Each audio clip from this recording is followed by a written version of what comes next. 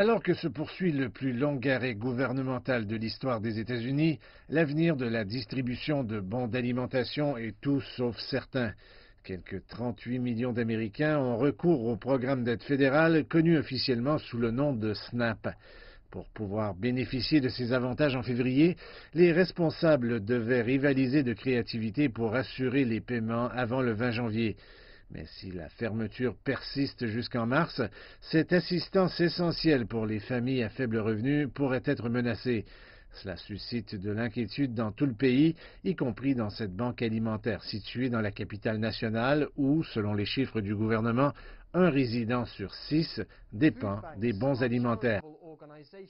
Les banques alimentaires sont des organisations caritatives fournissant de la nourriture aux couches les plus marginalisées de la société.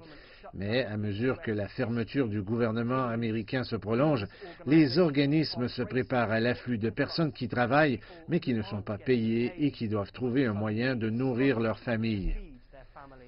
Kim Cox, qui dirige la banque alimentaire du Père McKenna, explique que son équipe est prête. J'ai bon espoir que nous avons suffisamment de nourriture en stock pour nous permettre de traverser cette fermeture de gouvernement. Mais je pense que le stress que cela provoque sur ces familles est absolument déraisonnable et inutile.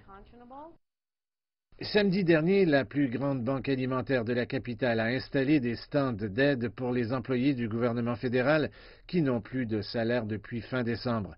Cela peut être une expérience humiliante pour ceux qui sont pris au piège de la fermeture.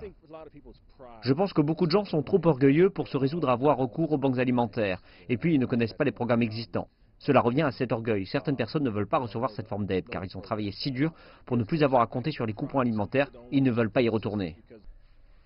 Lester Munson est analyste politique et affirme que ceux qui sont forcés de demander de l'aide ne sont que des pions pris dans le jeu politique de Washington.